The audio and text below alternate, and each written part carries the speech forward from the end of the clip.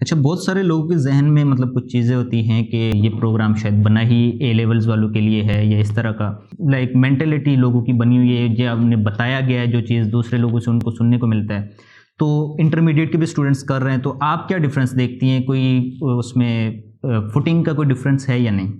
थोड़ा-सा डिफ़रेंस ये होता है कि क्योंकि ए लेवल और ओ लेवल का बच्चा उसी सिस्टम में पढ़ रहा है शुरू से, तो वो उस सिस्टम के ज़्यादा जो है ना यूज़्ड टू होता है। लेकिन इंटर का बच्चा क्योंकि मैट्रिकुलेशन का पूरा सिस्टम ही डिफरेंट है, तो डिफरेंट तरीके से पढ़ाया जाता है, एक अप्रोच डिफरेंट होती है सवाल की तरफ, किस तरह से बात करनी है, किस तरह से सवाल का जवाब देना है, लॉन्ग ऐसे क्वेश्चंस किस तरह से लिखने हैं, शॉर्ट क्वेश्चंस क्या होते हैं। ये चीज़ जो है वो इंटर और ए लेवल के बच्चे के अंदर डिफरेंट होती है, और सिर्फ इसी डिफरेंस की वजह से, डिफरेंस ऑफ टीचिंग की वजह से जो है वो थोड़ा सा इंटर के बच्चे को टाइम लगता है एडजस्ट होने में।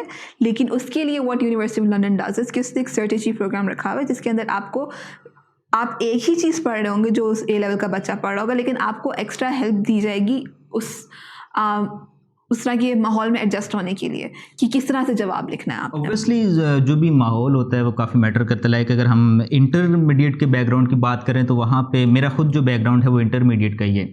तो वहाँ पे हमें ये सिखाया जाता है कि 5 ईयर याद करने, ये क्वेश्चंस याद करने, इतना लंबा लिखना है, मार्जिन्स लगे होने चाहिए एग्जाम में।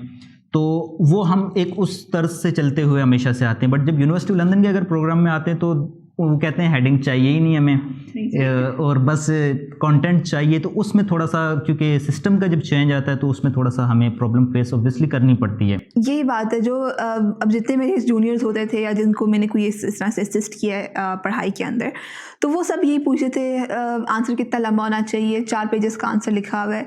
ये चीज़ें मैटर नहीं करती यूनिवर्सिटी ऑफ लंदन में। आप कहने को तो हम ऐसे भी लिखते हैं, लेकिन मैं इस तरह के लोगों को भी जानती हूँ जिनने पॉइंटर्स लिखे हैं पेपर के अंदर, उनके नंबर अच्छे आए हैं। तो वो जो है ना, यूनिवर्सिटी ऑफ लंदन आपके एक कॉन्सेप्ट की तरफ जाती है। जो मुझसे जब भी कोई ये बंदा पूछता है कि भाई क्या फ़ायदा है यूनिवर्सिटी ऑफ लंदन की डिग्री का ओवर द 5 ईयर डिग्री, मैं ये कहती हूँ कि आपका कॉन्सेप्ट क्लियर होता है। They give you the thinking ability कि यहाँ से सोचना शुरू करो, खुद एक्सप्लेन करो, जिस तरह से तुम एक्सप्लेन कर सकते हो उस तरह से एक्सप्लेन करो, बट डू इट थॉरली।